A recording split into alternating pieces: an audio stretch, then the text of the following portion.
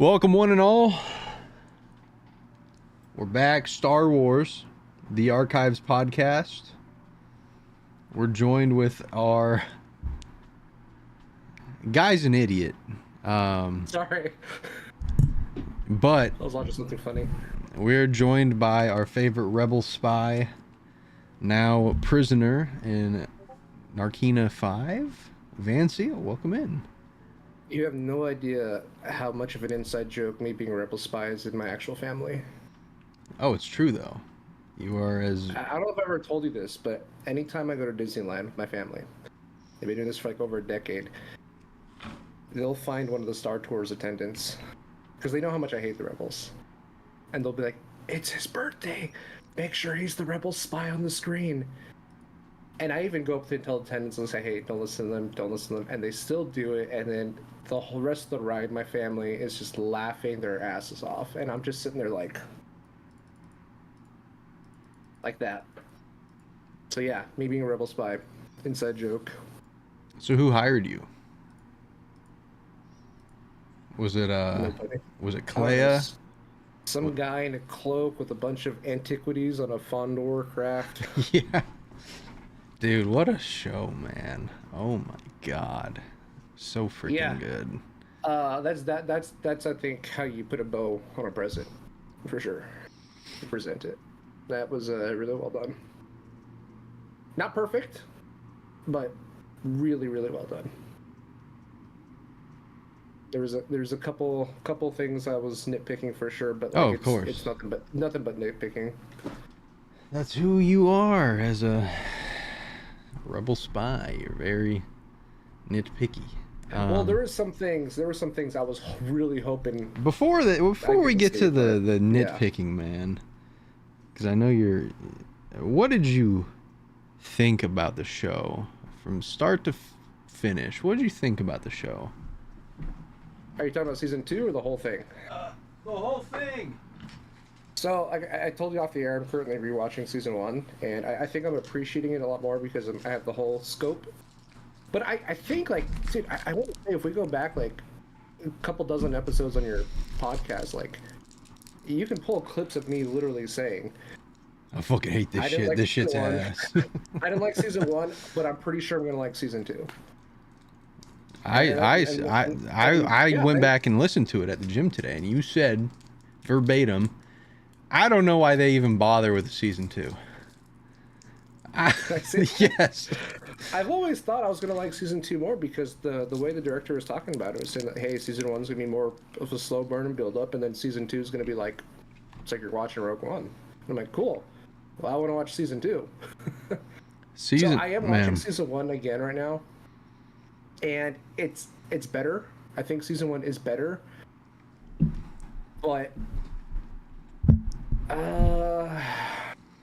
I see it's better because I know where everything happened, like everything falls, all the chips, like where all the chips fall into place. So I guess it's like cheating a little bit.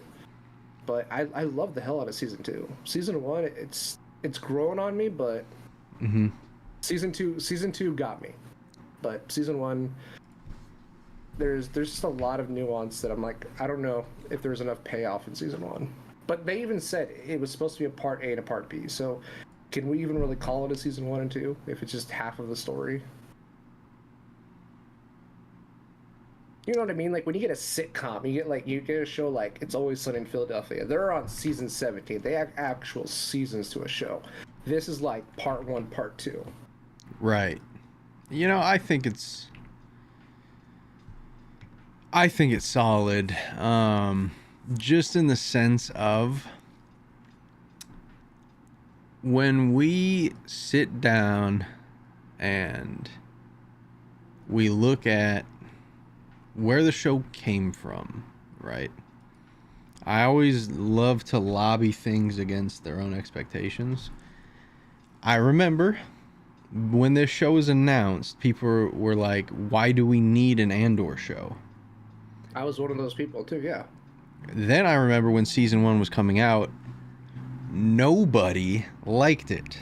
Nobody. And then all it took was a few really well-crafted YouTube video diaries, video essays rather, from some content creators and stuff to kind of get people understanding the idiosyncrasies of the picture and of the You story. mean Idiocracy? No, idiosyncrasies. Because, man, like, season 1 was just glorious, but I think that they caught themselves and they realized, yeah, really, I would really say that Disney's distributing one episode at a time Yeah, pissed that somebody off. that screwed up the flow of the show for sure. And I honestly like. I remember watching season 1 because like I watched all 3 episodes when they dropped for season 2, and I felt like I was able to like I felt like I was getting my appetizer, my entree, and my dessert, and then I was getting up and going home. I got a full experience, and I liked it. I'm not joking, and I'm usually never this bad with shows, but there was a couple times I actually started watching the wrong episode in season 1 because I did not remember where I left off. I was like, wait, which prison episode? I'm like, no, I'm like 30 minutes in. I'm like, this sounds familiar. I've seen this. And I'm like, the pacing was so bad for me. And I've never had an experience like that with a show. Like another show that, you and I both watched that had a slow burn to it, but this was a little bit different, was Better Call Saul. It's definitely a slow burn the first couple of seasons. But yeah, the way they released Andor, it really should have been 2-3 episodes a week, in my opinion. And obviously, Disney's trying to stagger everything because they're trying to keep that carrot dangling in front of their subscribers as long as they can, just for the next carrot to show up. It's like I get that, but Yeah, I'm happy. I get to cancel my membership now. Nice. I just don't need it for the next year. There's nothing Star Wars that's coming out. Are you kidding me? You were telling me off stream how like you're counting the days down till Vision season 3. It's your favorite show. Right. So carrying on, who was your favorite universe character in this season? That's tough. To give you like an explanation, Chad, of universe character, just a character who isn't there to be the story. They are there to push the story forward. I gotta say, this season, man, I really liked the ISB because thank you. You could see the absolute terror in their eyes every single day that they were going to work, and everyone was just, because they didn't say it, but they didn't have to say it. The ISB officer that was dueling with Deidre last season got killed. Right. They executed him for his failures. So everyone in that room, and that's why I don't remember his name. It was like Hiet. Yeah, Blevin is the guy that was blamed from season 1. Hiet was Dedra's assistant and got the promotion. And got the promotion, and then end up going over her head. It was like, I know all my ISB names. Right. The ISB was one of my favorite things to watch just because of how much I hate the construct of that kind of person, those kind of people, those people who think that they have the superiority over others just because they have a title. And everyone knows that the Empire is flawed from head to toe, north, south, east, and west.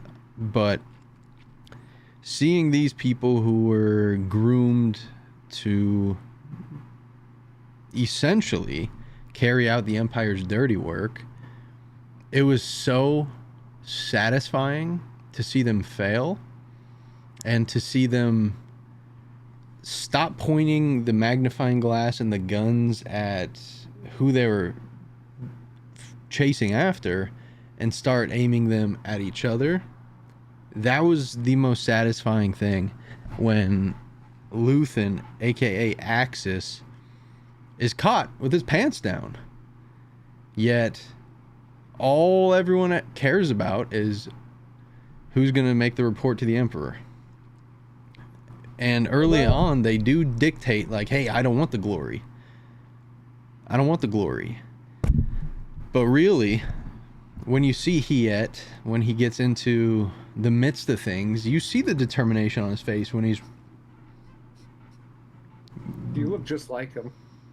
I'm a method actor. But you can just see how much these people want to be... Because they are. They're chasing that next promotion. They're chasing... I don't know if Hiet, because I really don't think Hiet was chasing glory. I think it was more of a personal thing to undermine his former boss. Yeah, and defeat her. Everybody was annoyed how she did not play by the rules, and they all did. The Empire is very, very rule based. They're very structured. You know, you have to answer questions a certain way, ask questions a certain way, and she just kind of like went buck wild with it. So that really like stepped on a lot of toes. So before we move forward, so answer your own question. Who was your favorite universe character before we dive into this? Was it just the ISB in general, or? No, my favorite universe character, or non-universe, whatever your question was. Yeah. My favorite universe character was, I can't remember his name, but I want to say he was the vice secretary of the ISB, the guy who was like running the meetings and stuff. That was the one that answered to Yularen. That was it. Yeah, it was Partagas. That's the one. Him. Absolute, like, such a great character, because you could see year by year by year how much faith he is losing in this shit. Yeah. And it's like, in the end, when he's sitting there listening to Nemec's manifesto that Cassian released, he's like, I need to collect my thoughts. He's like a college professor looking at all of his algebra students fail by the 12th week. Right. It's like, these kids are hopeless. And then the dean's like, yeah, we need to see you in our office. It's not my fault. The kids are stupid. I would say him, and then, man, just... You gotta give Vel her flowers, too. Such a great character. And such a great portrayal. Almost a different character in Season 2. Absolutely. And you just get that... It's kind of like... The best way I tried talking about this with one of my buddies. The best way that you can describe Vel is Season 1, you see her in the deli. She's a prepackaged sandwich, right? Looks great, sounds great, but it's just... Oh my god, I'm dumb. That I'm thinking she was in a deli. You're doing an analogy, I'm sorry. No, she is the sandwich that's in the package in the deli. Oh, yeah. But in Season 2, you really get to open up and experience the sandwich. Take a bite out of it. See what it is on the inside. And, man, I think she definitely changed when Cinta died. And one of the like, my most favorite things in any show that I've ever heard was when she was leaving Cass's little bungalow in the last episode, and she's like, you know, you should check up on Bix. And Cassian's like, she is safe, but she is not safe with me. And she's like, well, don't take too long. And that felt like a dagger, because if she didn't take as long as she did, she could have been happy running off with Cinta, but instead Cinta's dead. Nah, they're polar opposites. Cinta was like mission first, always. Oh, they both were, but she was always chasing Cinta, not the other way around. No, exactly. And that's what I'm saying, like, had they both just said, you know what, fuck this, let's just go be happy, which I'm sure they probably wanted to. I'm sure there was some pillow talk about that.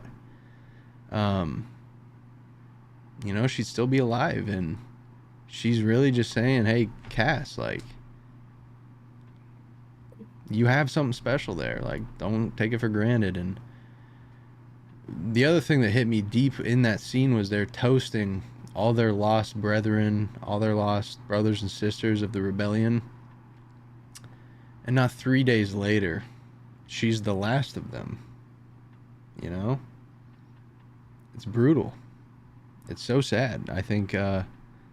So that's your favorite in-universe or non-universe character?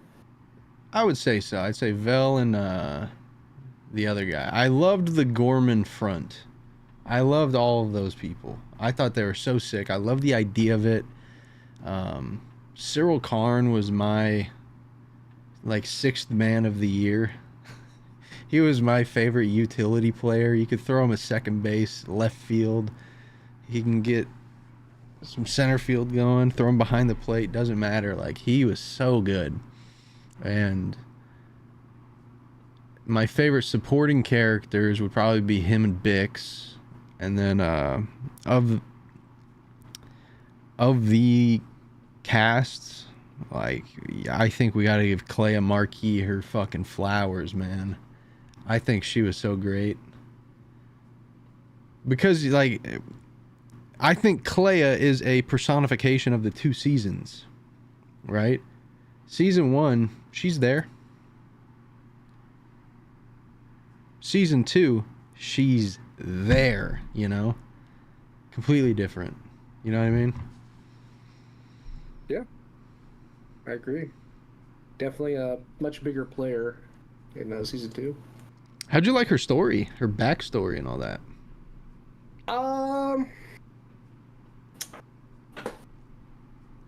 I wish we got more of it. I mean, so before I get to my favorite character, I'll add on your point. I'm glad they gave us a backstory with Luthen and Clea. Because it was running out of time. I'm like, guys, there's like 2 episodes left. Like, what's going on? Like, we need a backstory. I mean, they did a good job, I think, at trying to show Clea and Luthen over time, because they show them in one place and they show them at Naboo, which is kind of cool. And then so it's like they're moving. Yeah, around, dude, right? the imperialization of Naboo, that was so sick to see, because that's the same lake in episode 2, but in episode... Yeah, I saw that episode. I was like, oh my god, Tico's probably going crazy. Whatever. Yeah, was this like episode 11 or something? I think it was 11. Yeah. So like we got a lot of Clea's backstory. I'm glad they didn't kill her off. I thought it was coming. It would make sense, right? But it's like she doesn't have to show up. She's just not every character that's not in Rogue One has to be killed off. No, I thought Yavin. I thought they're gonna. I thought she was gonna die in the rain. I thought she was gonna die in the rain when she walked out. I was like, oh, she's just gonna like look up in the sky and like, bleh, like. I thought they were just gonna execute her on sight because they didn't like Luthen. Yeah. Which is hilarious that they didn't like Luthen. I know. Because he's like, I didn't really buy into that whole idea. No, I get it. I can understand them hating Saw Gerrera. I get that. They hate they literally fight each other. Right. They hate those two for the same reason. Because Saw's at the table, but he's not having the same conversations. No, he phones in all the time. Luthen is like funding the table. Yeah, he bought the table and the room you're in. Yeah. Luthen's the guy, like, he's not gonna show up to the charity poker tournament, but he'll donate. Yeah. And I get why they hated Luthen, because it was very... You have to remember, these are rebels, right? Luthen, to them... And this is just me psychologically trying to break it down. Luthen, to them, never showing up, never coming to the scheduled meetings that they were talking about, and only ever corresponding through Mon Mothma and Cassian. I think they looked at that as Luthen not trusting them, but also just Luthen having this superiority complex, when in reality, Luthen really was the guy, you know, checking through his blinds, writing notes about everything his neighbors are doing. Yeah. So I don't think it was personal, but what I freaking loved was Bail Organa and just how serious Too they... bad we couldn't get Jimmy Smits back, but yeah. Honestly, different flavor, but still tasted Yeah, great, you know? sure. I loved how Bail Organa took it so serious, because you have to contextualize this guy He has his own secret is... mission. He's away from his family right now. Yep. His wife doesn't know what's going on. His daughter is off doing senatorial shit.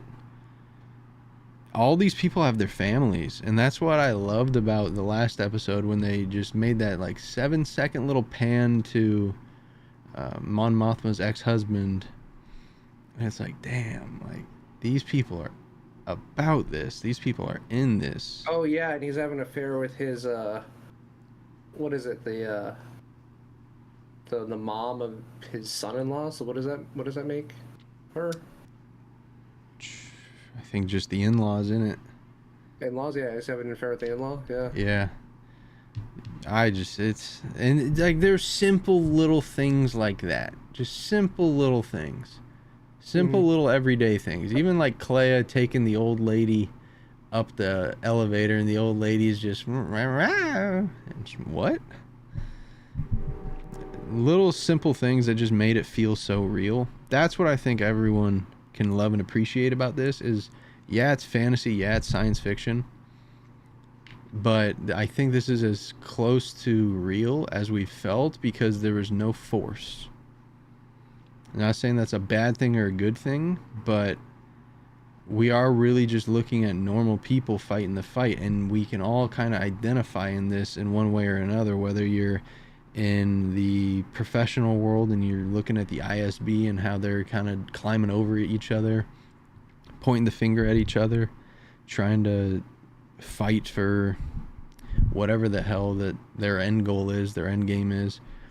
Or if you're a little guy who does face that oppressiveness from, you know, teachers, parents, partners, or what have you, like, everyone can find a character, see a character, feel a character, and understand where they've come from. And that is the beauty about this shit too, is, man, like, Vancille, you remind me of Melchi, you know that? You really do. A Mexican? I'm not, by the way. Why do I remind you of Melchi? Because... So just the background? I'm a background character? No, not at all, man. I think, A, you're loyal to the soil. B, you're consistent. And look... Melchi was a shit talker, too. Don't forget about that. Right, and look at him in the prison scene. Like, when they're breaking out of the prison, he's leading people out of the prison. Once we get to the rebellion, he's leading the runs up the fucking mountain. Oh, that's true. Yeah. I remember that. And I just think that he's gonna be such a dope character in Galaxy of Heroes when we get we have him in Galaxy Heroes. When we get the Cassian Andor squad. No, we have him in Galaxy Heroes. He's SRP. He is not SRP. Yes, he is. No way, Jose. Okay, well, they base it off of him. Well, there's no way that they put out a show like this and they don't do a brand new Cassian Andor squad. There's no way. They don't need a brand new one. Just update the Rogue One squad.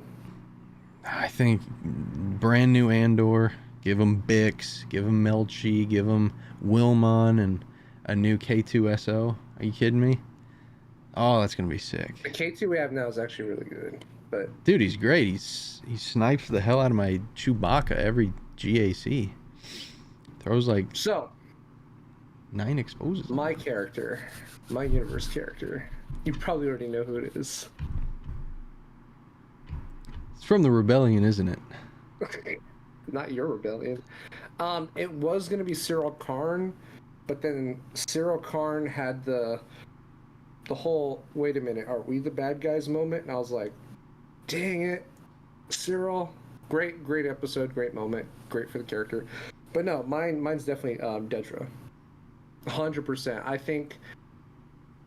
I think she was involved in some of, and not trying to be biased because she's ISB, but acting wise and cinematography wise, I think she was involved in some of the best scenes and some of the best shots in the entire season 1 and 2. What about story wise? Story wise, What'd you like about her in this season compared to last? she was the exact opposite. She literally, this is her season 1, right? Building, oh sorry, my camera. She's ramping up, right? And then season 2 comes and it's like she's literally going downhill. She's literally undoing everything she did in season 1, and some of the exact same things that she did to other people in season 1 are happening to her by other people in season 2. And it's like she has like this crazy come full circle story arc in season 2, but it's like a negative come full circle. It's like, okay, nothing but bad stuff is going to happen to you now, and it's happened to you in reverse order. And it's like, it's Right. so cool to see that happen to her. And I was rooting for her the whole story, the whole season. Of course you were. I knew she wasn't gonna like make it out, but I was just like, I was rooting for her like insanity. I was rooting for like her madness to just see how far is this woman gonna go, because she is literally just off the rails at this point. My favorite shot, and I mean, when I saw this shot, it was in episode 11, so the second last one of season 2. I saw this shot she was in, and I'm like, this is a freaking poster. This is such a creepy, evil shot, and I loved every second of it. It was when she was in the interrogation room. Krennic is standing behind her, but the camera cuts off at Krennic like right here. Mm-hmm. It's like you just see his mouth and his nose, and he is just towering over her like this. It's not. I didn't even look at it as like Krennic speaking to her. It's like the entity and the evil presence of the Empire is talking to you right now. I love that entire like build up to that exact shot, because you have this like, they start the scene and then there's this hum, there's this buzz because like the camera's recording. Krennic walks in, you can hear him because it's his little Gucci boots. Yep. And then he clicks the button nice, and then all of a sudden the hum just dies, and then all you can hear, you can't see the guy because he's walking around her now. She knows it, he knows it, we know it. And then they cut to him. They cut to the side angle right as he passes her, so he's not in the frame either, but she, like, you can see her. And I think it was a storytelling thing. Like, you could see her oftentimes in season 1, because I went back and watched season 1 too. In season 1, when she's anxious, she's tugging at her collar. Oh, in season 2, when she's anxious, she's tugging at her collar. She has all sorts of tells. Yeah, and Cyril, who was with her for like more than a couple years in a relationship, he goes straight for the jugular. He knows what she hates, so he choked her. And you posted that perverted meme about it because you're Lord of the Pervs, Van Seal. No context for anyone listening, I guess. And man, just like, you could see in that room when she hears those doors open, if she was holding her breath, like, she is now suffocating. Yeah, and like I said, he's speaking to her from behind her, and the camera's just focused on her face and her emotions, and then there comes to a point in the scene where he starts talking about like, hey, it's your fault, and he puts his hand out and puts his finger on the top of her head, and then her eyes just get all wide open. It almost looks like he does something to like stun her or something like that, but it's like that finger is being pointed at her and is physically on her. So it's like, not only is he blaming you, but he is physically letting you know you are being blamed for everything right now, and this is how you're absorbing all. I think that was my favorite scene in all of season 2. that the interrogation scene between Krennic and Dedra, I think, was just like it just really like it was almost hard because when I'm watching that scene, I'm like, I didn't know that Krennic can, be like that. You know what I love the most about that scene, dude? When he goes to leave, he grabs her by the neck and he whispers something, and then he throws her away. Oh, he doesn't even grab her neck, because I rewatched that scene over. He grabs her face. Yeah, he grabs her whole head, her whole face. You know what? And I bet you that was improvised too. 100%. Because it's in such an awkward way where you can tell when she's getting up, she didn't look like she was ready for it. No. He grabs her face because what happens is Dedra is so arrogant and so cocky in season 2. After all the blame, after everything, she gets up and starts giving him orders saying, hey, we need every patrol out. She starts giving him suggestions after she just got blamed for one of the biggest leaks in the entire Empire history, right? Yep. And it's like, you have the audacity to get up and still give orders. So he grabs her face and says, we will manage to move along without you, or something like that. He's like, we'll be fine without you. And then just grabs her face and just completely discards her. Krennic is, oh man, can we give a shout out to Rey's dad real quick? About just being such a great character. Rey's dad, yep. Because dude, that was a generational, not just character, but a generational performance. Dude, Ben Mendelsohn, like, I'm so glad they brought him back. I mean, I have my director Krennic pillow I sleep next to every day. And I also know that you ruined the surprise for me. Because I genuinely would not have known if Krennic was there or not. But you ruined it. One of my favorite characters in all of Star Wars.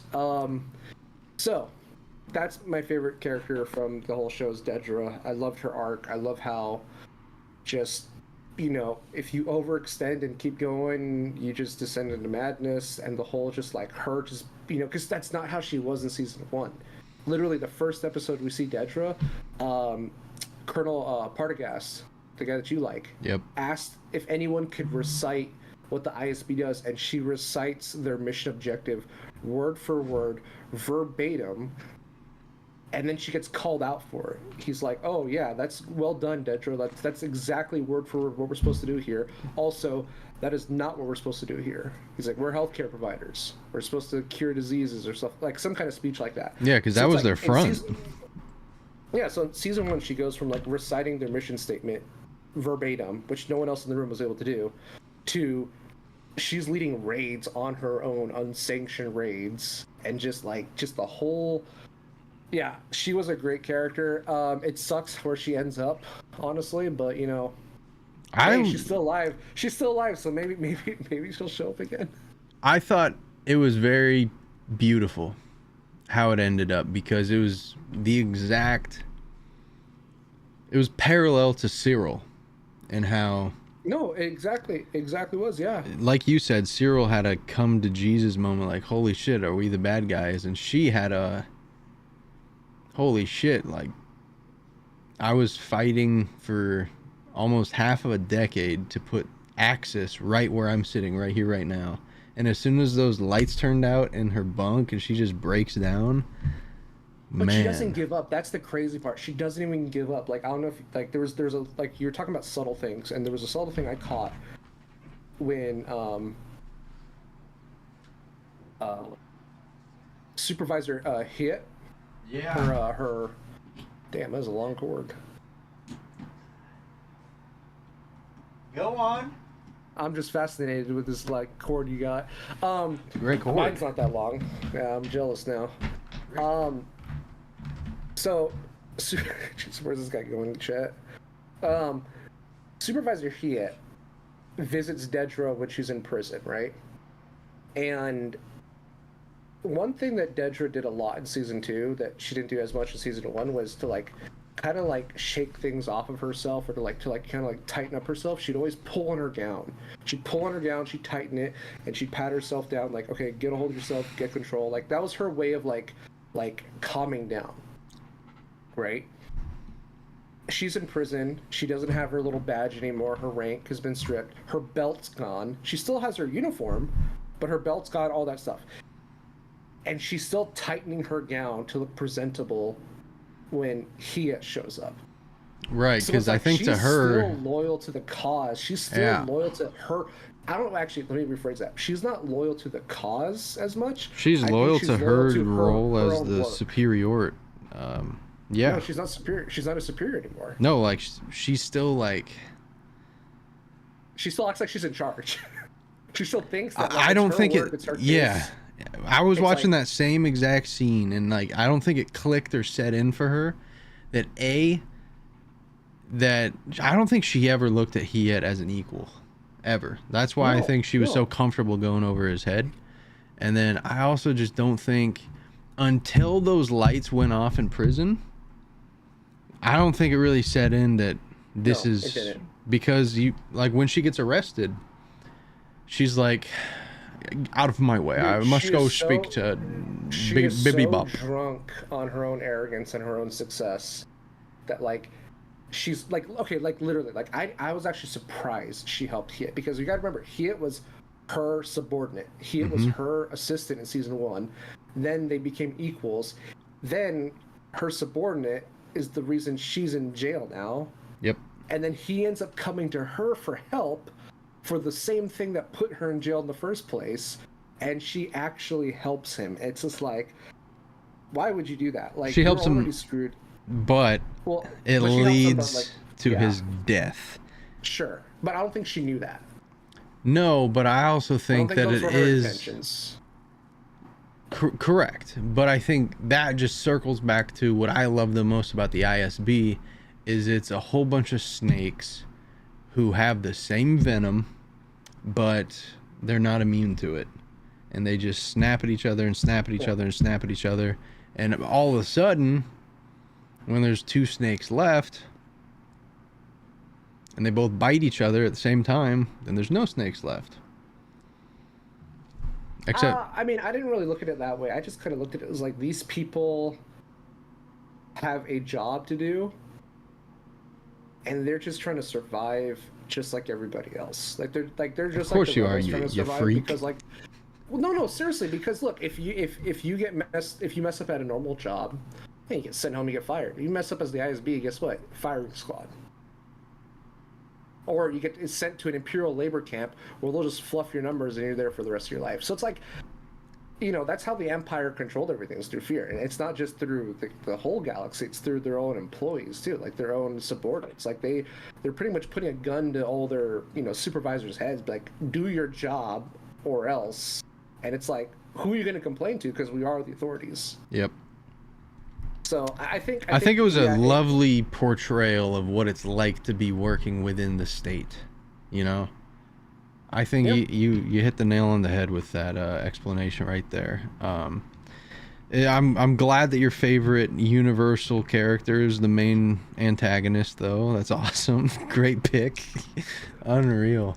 Great. Like, and one more thing about the actress. How did she do that with her eyeballs? I've never seen anyone act with their eyeballs before. Like I don't know if you like I don't know how like maybe I'm just I think there overthinking it, are but, like, just a lot of people like Bryan Cranston, for example, who are just so talented at facial expressions. but I'm not even talking about facial expressions. I'm talking about her eyes. Just her eyes. And I'm not saying, oh my god, they're so beautiful, I get lost in them. That's not what I'm saying. But I'm he is saying like, that, chat. He is saying that too. But there's some scenes when like when she's frustrated, like her brow and just her eyeballs, like her eye, like hats off to the actress because there was so many times the top half of her face was acting as opposed to the bottom half because normally it's the other way around. Yep. For most people, but I've never seen anyone be able to do that with their eyes where they're just like they're literally conveying emotions without crying, without blinking, like just. It's just something I noticed, and I'm like, that actress, like, I don't know how she does that, but it's just really, really well done. So, two things I want to talk about that I did not enjoy about the show. And they're small things, and I want to get your opinion on them. And the first one we already kind of talked about. Contracting issues. Couldn't get Jimmy Smith's bail Grana. It's kind of a bummer. Okay? That's a small one. And I get that. I can get past that. The second one... I don't even know if it's a complaint because like it has no effect on in my opinion, it has no effect on anything. And I don't even know why it's there. So Why did they have to show Bix with a baby to show that Cassian is a father? Because when I watched that, my first time digesting it, that felt really extra. It felt like an unnecessary add-on. And then I was even thinking during the credits, I'm like, does this change my opinion of the show or Rogue One? And I said, it does not. I think for me, it reinforces what Luthen said in his monologue, that he is fighting to see a sun rise that he will never see. And literally verbatim, Cassian is fighting to see a sun rise that he will never see. And But that can be taken out of context, though. They could be talking about a literal just a sunrise, not a physical, like an infant. No, it is. I'm the one that's twisting that one. Yeah. But if Bix doesn't leave, they probably get kicked out. And she knows how important that Cassian is to the fight. She knows how important the fight is to Cassian. And I'm fine with Bix leaving. See, I would have preferred the scene to show to be the same way, and maybe just Bix by herself in the field, just smiling, looking in the distance, and you know she's thinking about Cassian. The baby part felt so extra, and maybe it's because of timing, but I want to. Did you watch Tales of the Jedi yet or no? Nope. Gosh. I've seen Tales of the Jedi, but not Underworld. I'm sorry, it's Tales of the Underworld. Never mind. So I can't talk about what I was going to talk I think about.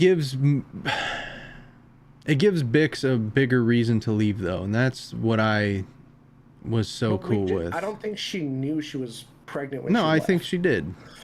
I think she woke. No, I think she woke up, had morning sickness, tested, checked, however they do in Star Wars, and then left because. No, they talked to her. The generals, they talked to her and said, like, hey, like they didn't tell her she's a distraction for Cassian, but like that's kind of the conversation they had with her. And she, you know, she believed in the cause so much, and she believed in Cassian That so a much. child would have been an even bigger distraction.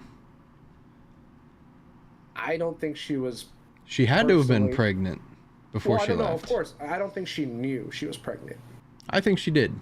I think that's bad writing. I think that feels forced. It's like, oh, baby's here, typical leave. But anyways, like, so the one thing I want to say about Cassian is like, so the reason it doesn't change my opinion of Rogue One or the show, and like I said, the reason I think it's extra is because Cassian doesn't know he has a son, Correct. and never will. He never will know that he has a son. No, Okay? he's dead. Right. So, if he knew he had a son and still chose to be with the rebellion, and I think still chose to go the path that he goes, I think that gives you more context and it changes your viewpoint of the character. But the fact that he doesn't know that he has a son, or that he never will he never will know that he's a father, it just felt a little like a little add-on. It was just like, why did they have to add that in? Like, I thought the show was going to end perfectly with the U-wing, taking off, flying to Kafrene, but it's like, the cut to Bix. I wish it just would have been her. I think if it was just her. Well, you weren't happy about B2 EMO? No, the whole thing, that's fine. That whole scene is fine. I just, like I said, I just feel like the baby part was just like added in, and because you didn't watch Tales of the Underworld, I don't want to go into any like spoilers or anything, but it's just like if you watch that. What does Asajj and No. Homeboy have a baby? No. Cad Bane gets a girl pregnant? Just watch the show and then the timing. But there's a clear example, I think, of context of not knowing you have a kid to knowing you have a kid, and then seeing what you decide to do with your life. And I think that's why I feel like it was extra, because it's like the baby doesn't change anything. It does, because if Cassian knows he's got a kid coming, he's done. Literally the night before Bix left, he says, I don't want this anymore. But that we don't know. We don't have that context if she knew she was pregnant before she left. I'm I pretty think sure, you just have I to think schematically and think story-wise assume that she knew, because why else would she leave if the night before she leaves, her husband is looking her dead in the eyes and saying, "I'm done with this fight. I can't do this anymore." I think she left out of good faith, and I think she left because that's what her character wanted to do, not because that's what her character had to do. I think it's what she had to do for her husband, for his, because she knew just like how important that he was to this. Not as much how important it was to him, because like he said himself, he was done. All right, new theory. New theory. It's not Cassian's kid. She just picked it up out of the cornfield. No, it's 100% Cassian's kid. Look just like him. Definitely from the back of the head. Yeah, definitely. No, I No, think that was the only thing I said. I just felt like it was extra. And like I said, I was just like, why did they do that? Like it just felt really unnecessary, and it didn't really bother me. It's just like I had to think about it for a while. I was like, does this change my opinion of the show? No. Does it change the way I feel about Cassian? No. Does it make me feel different about Bix? No. I think if Cassian knew he had a kid and he stayed, then it would have changed how I feel about him. I agree, and that's but the point I'm trying to make. That's why I think it's the fact that he doesn't know. Right, and I think Bix protected him in that sense. Because Bix is wholly expecting him, when the fight's done, to come and be with the kid. Be with her and the kid. I don't think she knew she was pregnant. I don't think, I really She don't. had really, to have really known. Don't. The only person I know... That kid was like... The only person I knew... I'm just saying, like, literally, she had to have known. Because that kid was about 6 to 8 months old. She was probably 2-3 months pregnant. And that's like getting out of the first trimester. That kid was over a year old. Yeah, so she had to have known. No. Timeline I don't wise. think so. The only person that I think knew she had a baby was Val. Because the whole like, hey, don't take too long, I think was her like trying to hint at something, but not wanting to be the person to break the news that, hey, you're also a father. Yeah, and I think... Because I'm pretty sure she kept in touch with Bix. And I don't think she did. I don't think they did keep in touch. I think genuinely Bix told Vel, hey, I'm pregnant, what should I do? And Vel was probably given the advice, hey, you need to get the hell out of here. You and Cassian need to go. And Bix knew Cassian was not going to leave. Yeah, I don't think we're going to get to a crossroads in this one. No, really we can totally agree to disagree. I just think that Bix, like, she knew absolutely that she was like 3 months pregnant. Absolutely. I think it takes away from Bix if she left because she was pregnant. No, I think it strengthens it. I think it takes a lot from her character away. I think being a mother is one of the coolest things that you can do. And to protect your child, get your child away from war, away from explosions, away from all that shit, to a peaceful life, absolutely, that's a great thing that she did. Not every woman in Star Wars has to be this badass explosions Jedi whatever to be a badass. Like, being a mother itself is being a fucking badass, and giving your child a safe, peaceful life in a community where they can grow up and know peace. I think that's as badass as it gets. I don't know. It's cutting it close because I'm like... Because we know... I'm trying to do the math in my head. I'm like, if it's a whole year since she's met, that kid doesn't look like he's 2 years old yet. Not even a year and a half. I'm like, I bet you there's a way I can prove that she doesn't think she was pregnant just by rewatching the episodes and drawing out a timeline. Because I'm no, man, like, let me get a pad and paper and I'll explain it to you, dog. I know how it works. You don't need to like tell me how. So when a man and a woman love each other very much, the bee's knees. I have to take that off because that's part of a chapter. So we know the distance between episode 9 and 10. Oh boy. Are 12 months. It's It's 1 year. They're 1 year apart. Right? Wait, what? The distance between episode 9 and episode 10? Every 3 years is 1 year, yes. Correct. Or every So, 3 episodes is 1 year. Not every 3 years, 1 year. Jesus. when we put it down like that, right, there's a year in between them. 1 year. Watch, we're going to find out it's not even possible that he did get her pregnant. Now, we know that kid was like... 18 months. I would say that kid was like 18 months. I'd say 8 months minimum. I wouldn't say more than I wouldn't say more than like 18 months. I wouldn't say more than 18 months. So we'll call it a year-old kid. Okay. She had to have known. That's your... You get out this piece of paper just to be like, 1 minus 1. Pregnancies are 9 months, dog. I know that.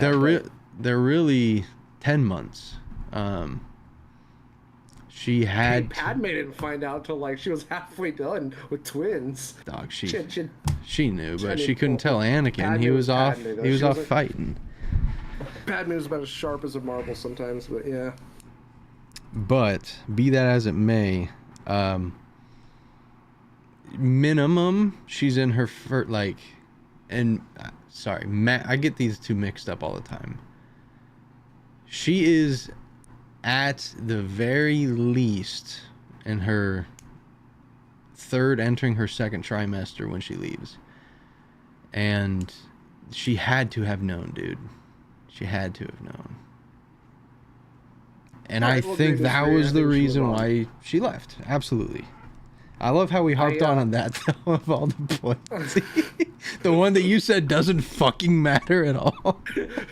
Dude, it's always the things that don't matter that get you talking. By the way, what's up, Meticulous LP? Thank you for the raid, brother. What's up, Ray Rock? Welcome on in. If you guys have any questions, let us know. They say Evening Van Seal. What up? Okay, so here's one thing that it wasn't in the show, so I can't say I'm upset about it. But no, before we get anywhere else, I need you to tell me what rebel character you loved. What rebel character? Well, Dedra was a rebel in herself, man. She was not a rebel spy. I'm not letting you off on that one. There's no way. Hey, she went down in history, in the Empire's history books, as a rebel spy, so... If you are not a rebel spy, then you've missed your calling.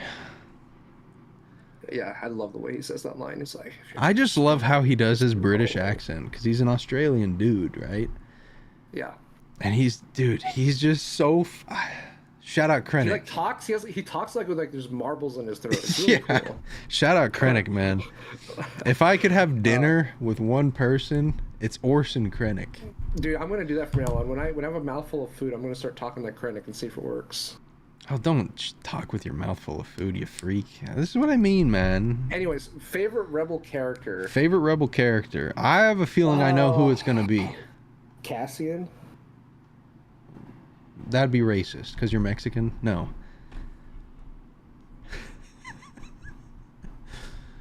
No, I have a good feeling who it's going to be. Ben Mendelsohn? Honestly, yeah, that's who we were talking about. I'm drawing blanks on rebel characters, man. I know who you're going to say, too. I know it. K2, SO? I'm writing it down right now. All right. Why don't you tell me, since I can't think of my own answer? No, tell me. I don't know. Is it Cassian or K2? I think you're a huge fan of the Saw Gerrera Wilmon scene where they're sniffing in the Rhydonium. Oh, they're huffing in the Code Red Mountain Dew. Yeah. I think you love that scene. Have you ever heard of Code Red? Look where you are, boy! You're not with Luthen! You're with me! You're in the fight! Come and fight! Oh my god. I love that little that little pinch, because you're like, ooh, why is this spicy? That little pinch of paprika that's in Rogue One, where he's like,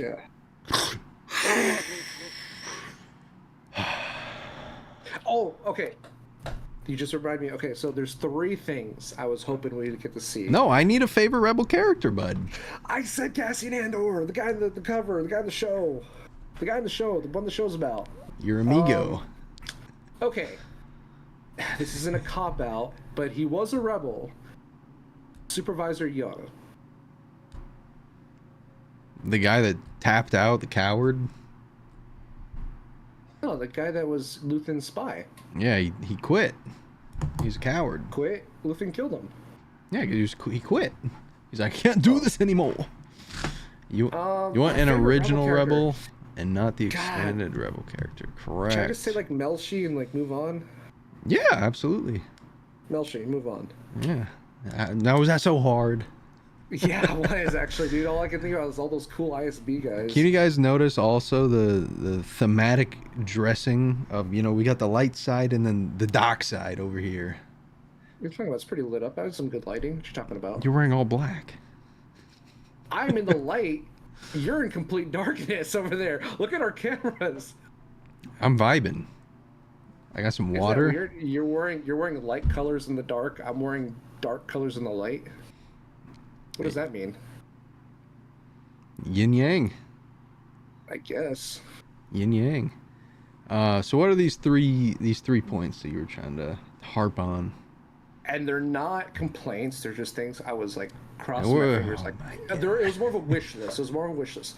Number one, I was really hoping they were going to bring back Mads Mikkelsen for like one scene in the last episode.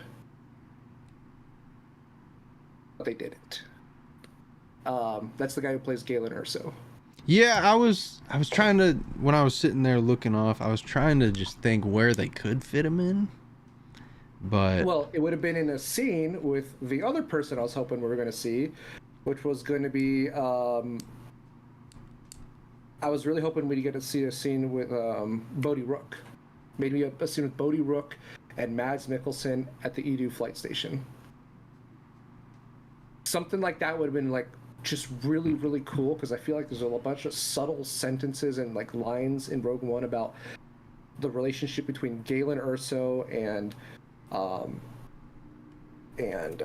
Bodhi Rook, and it's like I feel like we still don't have the context of their relationship, because he's doing this. He's like, this sure, is for you, Galen. I see your point. I think they would have had to introduce that a little earlier though, or maybe even in the first episode. Where sure, Cassian steals the Avenger. Maybe he steals it from the Eju flight station because it is a developmental station. Maybe you do see a young Bodhi Rook just walk by. That's all you really need. Sure. But I do see your point. Or to see him talking to Galen. I think that would have been like really, really cool. But then again, we're talking about bringing people that aren't in the show, so there's a lot of probably contracts. Right. I'm sure it was probably pitched in their meeting room, because it's like, why not do that? Like you're literally tying the bow on this with everything. You're bringing Melshi, for crying out loud. It's like, who the hell knows who Melshi is? Oh yeah, he broke out of prison with Keith, my boy Keith. The third thing, this is more of a wish list. This was just like, and I still don't know if we're ever going to get it, because it's like we have a year now in the timeline for it to happen. And there's an event in the Star Wars history I've been wondering about, like, how does this happen? When does this happen? I know when it happens now, because we got a year in between. When does Saw Gerrera lose his legs? And how does he lose his legs? He didn't have them in the last... The last episode, he did not have them because it was Rogue One. Yeah. The episode before that... I'm going to go ahead and say... Or not the episode before that. The 3 episodes before that, he still had his legs. I'm going to go ahead and say some sort of Rhydonium thing. Either someone was smoking a cigarette, put it out while he was huffing Rhydonium, or just like, diabetes, but just some sort of...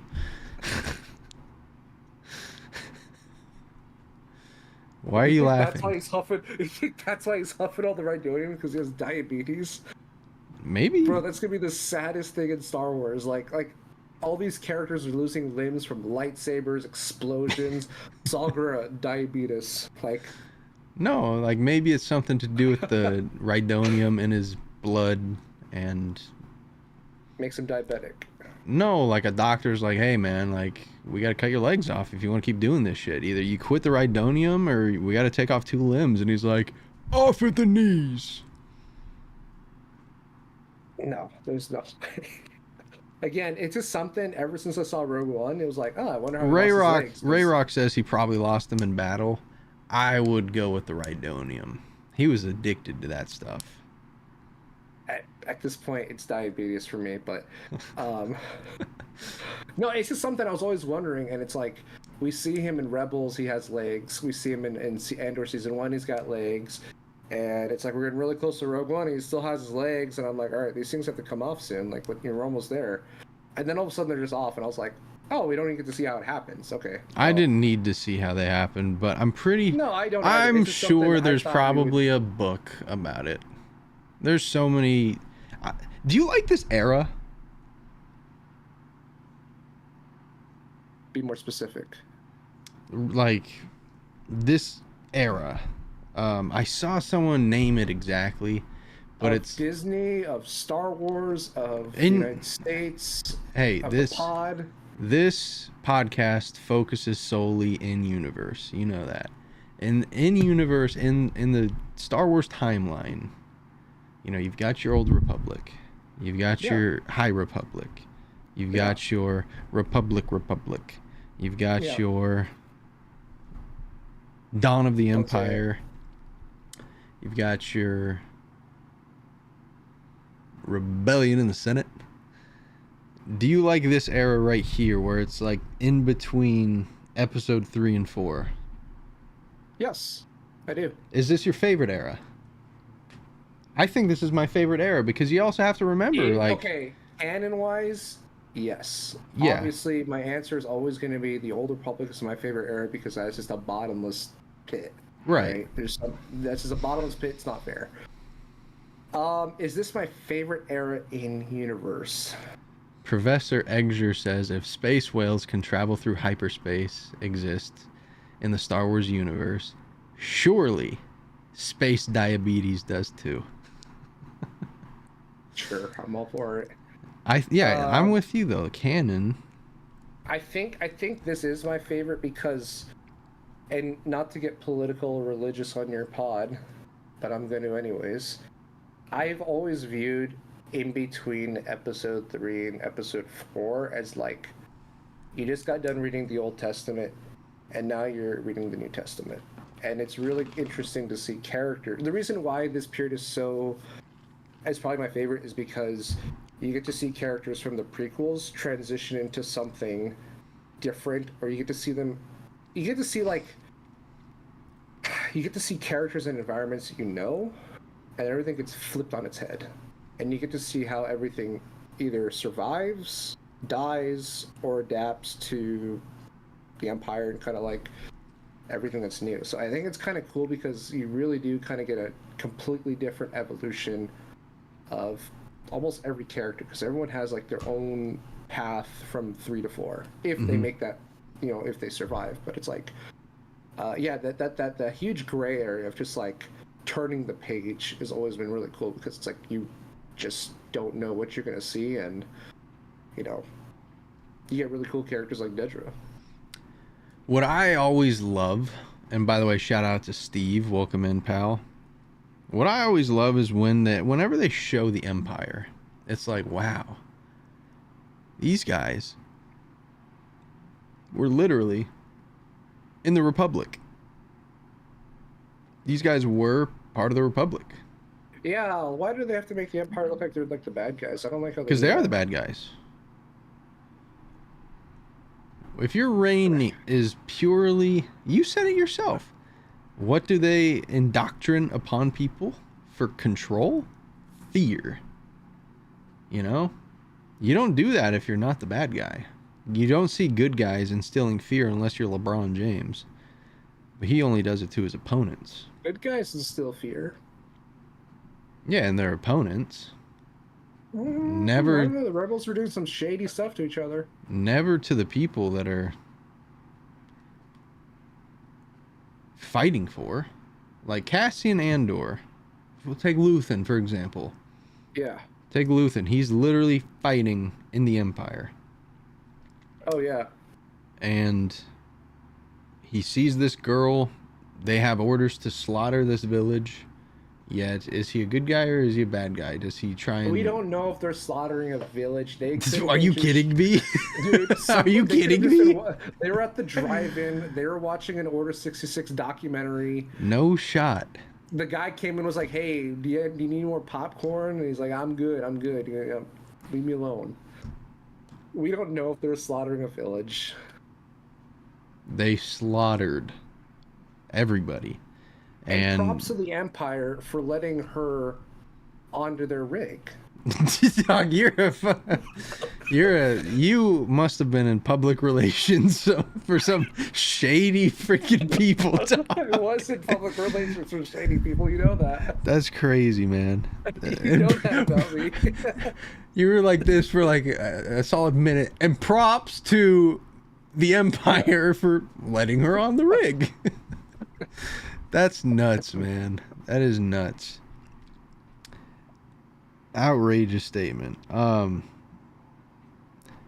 do you feel about Brasso? I liked him. You look a lot like Brasso, you know. Except my shoulders are broad. I think you could rock the Mexican. Correct. I'm not Mexican. You could rock the beard though. Absolutely. Probably could. I don't want to though. No, I liked him. I thought he was a great character. True. Great character. I liked him. I was actually kind of sad that he died, and I was like, damn, he was cool. He was one of the good ones. But, you know, bigger guy. The only time you ever see a stormtrooper aim down his sights when he actually hits something, I'm like, yeah, figures. Did you not see the Gorman massacre? There were 360. There were 360 no scoping. Well, yeah, those guys weren't stormtroopers. Those were like Assassin's Creed troopers or whatever. No, man, those are the stormtroopers that Obi-Wan was warning Luke about. Imperial stormtroopers, the elite of the elite. People forget, man. The goons that they sent out first, that's who they usually had, right? Stormtroopers were the elite of the elite. It's just in the original trilogy, they were like, hey, don't shoot these kids. Don't shoot them. Don't kill them. Anyone else but the kids. Kill Han Solo. Kill Chewbacca. Kill Ben Kenobi. Shoot the droids. Don't shoot the kids. Yeah, you don't shoot the kids. You need the kids to grow up so they could get more stormtroopers. Yeah. No, I mean, speaking of stormtroopers, you just put a thought in my head. Okay, did you think it was weird how many different variations of Imperial troopers we got that were wearing pretty much armor from their shoulders to their toes, but no helmet? I thought it got a little repetitive. And the last, not the last episode. Was it the last episode? The last episode, or the second to last episode, where they're storming the apartment, and they have all the dudes in the white armor. The ISB douchebags. No helmets, and I'm like, they just got their welding goggles on or something. I'm like, what is this? Like your head to toe gear, no helmets. And I'm like, I think that's kind of like when I was watching that, I was like, wow, these guys are that arrogant. They want the people that they're arresting to see their face. They want their faces seen by the people that they're taking down. And it reminded me of those kids that would ride their bikes with no helmets on. They were that arrogant. And I saw it as an arrogance thing more than... I just felt like we saw more Imperial troopers without helmets than with helmets in this season. And I was like, I just thought that was it wasn't like anything like, it was like, oh, that's weird. It's just something I noticed. And I was like, I wonder why that is. I think just world building. It was a thing, you know? Yeah. I think stormtroopers were deployed in the most serious of matters where fear needed to be instilled. But on Coruscant especially, the Empire is like figure skating on thin ice. Like they know they've got the Senate right where they want them, so they can't really afford to step on many toes. Only on Coruscant. Coruscant seems like the one place where they have to be on their best behavior. But anywhere else, everywhere else, because like the Jedi are gone. There's no one else on Coruscant that is looked at as a enemy. And there were stormtroopers that rocked up outside of Luthen's joint, and I think that's really all you needed, man, because like people know on Coruscant especially. I've done tons of research on Coruscant for my book, literally just for an opening chapter. People, they got the message really early on Coruscant about the Empire. And the people that were working on Coruscant are like the people that are working in Washington, D.C. They want their face to be shown and known. They want to be all that, I don't want to say power and arrogance, but power and arrogance that the Jedi once had. And the Empire especially, like, if you were on an ISB raid like those, I'll say it, those Proud Boy douchebags were. Proud Boy? Whoa. I think that they would want their faces in the newspapers. Like, this is the guy that took down the rebel. Yeah. No, I mean... But I noticed it a lot too. And, so what was your favorite... You mentioned your favorite scene was the one with Dedra, right? Yeah, all of them Dedra, yeah. What was your favorite scene with the rebellion? Oh, God, you gotta make me think again. I'll give mine first. Who are the rebels again? I'll give mine first because it's a scene that I think you and I can both kind of like understand, being in the service industry. Okay. When Cass checks into the hotel for the first time, and the guy's walking him up, and they get into the room, and he's like, "Is this where it happened?" And he's like, "The monument? Yes. About 10 years ago. It is so remarkable. How did it happen? We're not meant to talk about it with guests. Forgive me for my curiosity. I'm just a designer." And then the guy's like, "Is there anything else I can help you with?" Oh, Jesus, guy, shut up and tip me already. And I think you and I could totally feel that, understand that from a service point of view. And then as soon as Cassian's like, "Hey, dude, I didn't mean any trouble," and even just admitted like, "Hey, my bad for making you feel uncomfortable. I know you're probably not allowed to talk about this." Because I've been in situations where customers have been cool with me, so I'll be then cool with them and give them my real opinion about the things, you know? It's like, yeah, Tarkin fucked that guy, killed my dad, son of a bitch, I hate the Empire, shout out Rebellion, you know? I loved that scene so much because it was just the realness of it, man. Yeah. How did you feel? Like, could you empathetically feel what that guy was going through there? Yeah, I think he just wanted Cassian to shut up and let him go back to his job. Yeah, but as soon as Cassian apologized, earned his trust, let his guard down a little bit. He did say the thing. He did say the line. He's like, "Rebellions are built on hope," and I'm like, okay, now we finally heard. I was wondering who was gonna say it in the show. He's probably that's probably his bellhop. It's probably his trademark. It's probably the hotel's trademark. It's probably what they all say. He's got bumper stickers. It's probably above the doors. Rebellions are built on hope in the hotel. He's got bumper stickers and stuff. Selling them out the back of his car. I can't really think of a favorite Rebel scene, man. I mean, that's just like blast for me to say. There was this cool bit where like they were all gathering in like this area with a bunch of horns and making a bunch of noise, and then something happened after. That was a pretty cool part. What the hell are you on about? Shout out to the security droids, by the way. Those guys are awesome. Dude. You really... Everybody's Jedi Survivor PTSD just like went through the roof, right? Oh my god. The next game, they're going to make them so much tougher. Yeah. They're going to be one-hitting the shit out of you. They're going to give them guns, man. Like when K2 had a gun, I was like, oh my god, he's got a gun. So last thing I want to talk about here, and this is this will take us into next week's episode. And next week we'll be talking about Tales of the Underworld, whatever. Disgusting stuff. Hate bounty hunters. But Sounds really good. this will kind of take us into the next week's episode, because next week's episode we're going to talk more about Legends versus canon and really breaking things down. But this question was sent in to us anonymously, which was weird. They didn't leave a name or an ally code or anything.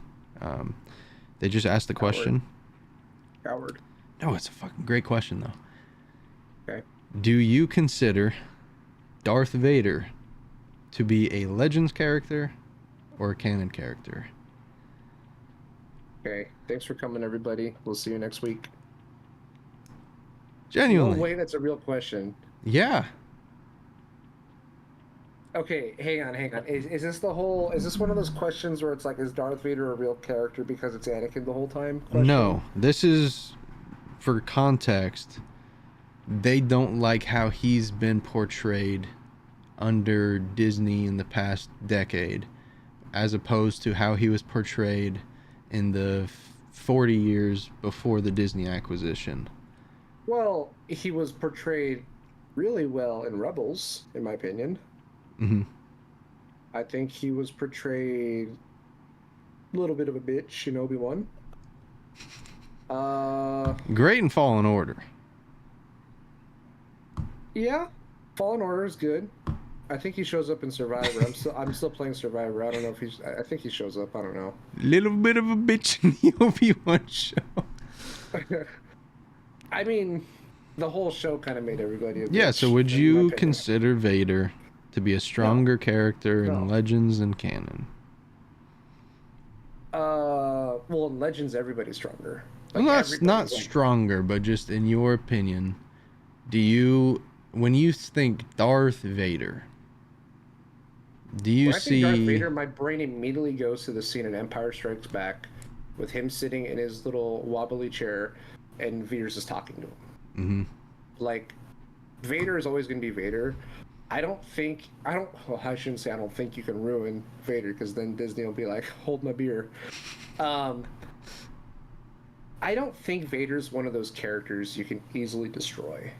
I don't think you can change the way a lot of people feel about him. Everyone's got a different opinion on every character, obviously, but I think Darth Vader is such a just like an idol at this point to pop culture that I don't think you can really say, like, is he better in Legends or canon, because everyone's got such a strong opinion of the character, and nobody's wrong or anything about their opinion, but it's Darth Vader, you know what I mean? It's like, it's almost like, that'd be like saying, like, is Spider-Man bad or is Superman, like, you know, you're hitting the top 1% of the 1% of the 1% with that question. Now, if you said Boba Fett, I can tell you a whole thing about, like, why I think Boba Fett's better in Legends instead of canon. Yeah, get that ready for next week, man. Yeah, but no, I don't think he's. Do you think he's shown up in canon? Who? The character of Darth Vader. Do you think it's been prominently showed up in canon? I mean, you can, even if you're not even a Star Wars fan, like they talk about in a lot of cinematography classes that, like, when you have a protagonist and antagonist, your protagonist gets more screen time. Okay, Vader is a very rare case where he gets way more screen time than your typical antagonist, because he is just that powerful of a character. And, like, yeah, he shows up because the thing is, too, he has less time than Luke on screen, right? Mm-hmm.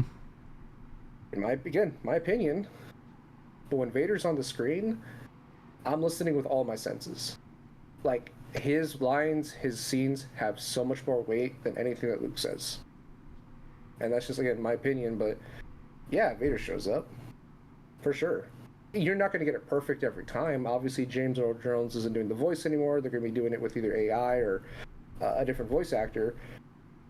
So you're not going to get it perfect every time, but yeah, he shows up. I've never had a problem with him. I mean, except the Obi-Wan show is just kind of a mess already. So, you know, just discredit that whole show, and, you know, they haven't really portrayed Vader as like a wuss, I guess. I just, you know, I guess the only thing that would ruin the character is if he keeps showing up around every Imperial hallway. You know what I mean? Like, I'm glad he wasn't in the Andor show. Everyone was like, "Oh my God, we're gonna see Darth Vader." I'm like, please no, please. The show does not need Vader in it, not at all. Like, that's just fan service if you throw him in there. Vader has no role in the show whatsoever. Krennic, I think, was the biggest character that we needed because all they had to do is just keep mentioning the Emperor.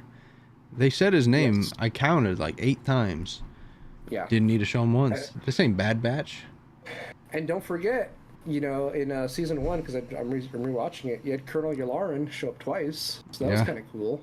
But they didn't really announce him. I feel like a lot of people didn't know that was Colonel Yularen, but pretty cool. Yeah, absolutely. Any final thoughts on Andor? Are you officially an Andork? I can't wait for season 3 when we're gonna go back to Darkita 5, and Dedra is gonna escape, and she's gonna take over, man. No, she's not. Yeah, she is, man. No, but she is gonna be a shift leader. You know, she's gonna be a shift leader. Oh, dude, she's gonna have a perfect streak in there. Absolutely. They're getting all the flavor. Dude, she's gonna flavor me up. Absolutely. Man, like, do you think that Tony Gilroy will do another treatment? I would love to see him work on Solo, like a series for Solo and Kira and all those people. I'd love to see him give that a little love. I wish we still got that trilogy, because it was supposed to be a trilogy for Solo. Originally, that was the plan. I don't think we'll get anything like this ever again, because Disney, and this is the last thing I'll say, Disney, I think this was a pretty safe play for them, because it's like, okay, it's connecting to Andor, which it's not a big Star Wars movie, right? It's not a title one. It's not an episode one. But the people that like Andor really, really like Andor, and they're able to connect this bridge in almost like a risk-free environment, and it worked really well. Can they replicate that? I don't think so, because we don't have anything else like Rogue One for them to draw bridges to. I think we absolutely do. I think we're trying to make that bridge from the new trilogy and the Mandoverse, but I don't know. I don't know. Dog, hear me out, man. Hear me out, man. What? I think we absolutely do. What is that? Why don't they just stick to this formula and dive into characters that are because Rogue One was Andor to Rogue One as it is to A New Hope. You know what I mean? Yeah, it's all stitched together. Yes. So do something like this again, where we're stitching something to Empire.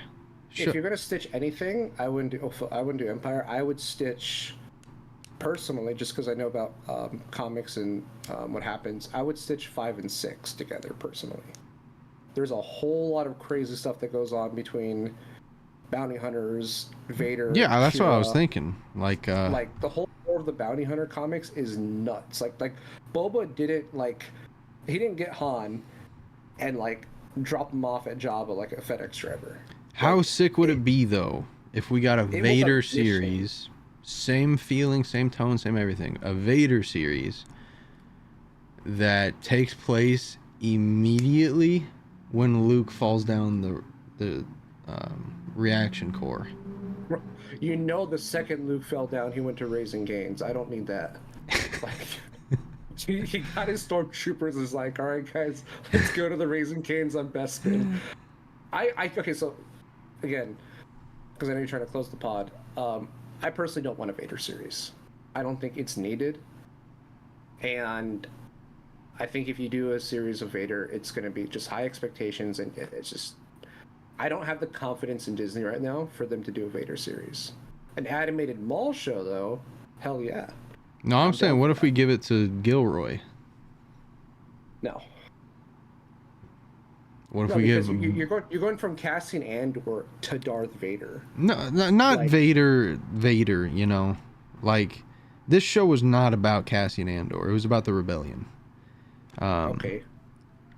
I just love, like you said, the interconnectedness of a Darth Vader. So you've got the Boba Fett, you've got Kira, you've got If you do if you do a Vader show, I don't want it to be like I want it to like the only way I would be okay with a Vader show is if it was like a breath of fresh air for Vader, where it's like he's not doing Skywalker stuff, he's not doing Rebels. Like, make a show with him and Dr. Aphra. yeah, exactly. Like an Indiana Jones adventure BS, Vader doing stuff he's not supposed to be doing. Vader doing Like things he's doing Anakin this. would have done. Sure, You know? exactly. But not like I'm hunting for Han, I'm hunting for Luke. It's like, okay, like I don't know how you spin that. But yeah, an Aphra Vader series, I'd be down for that. I'd be okay with that. What about a Dr. Aphra? Well, you can't have Aphra without Vader, so. No, not exactly. Like, to weave them interconnectedness together. I think that, like, even Boba taking Han to Jabba, like, Yeah, dude, it's crazy how it like the stuff he has to go through just to deliver on. yeah, it's crazy. We'll talk more about canon and legends next episode, chat. Appreciate you guys for coming through the Archives podcast for Banjul and AlsoTeeko. We will catch you guys next time. Peace, love, and life. Deuces, manuses. Later.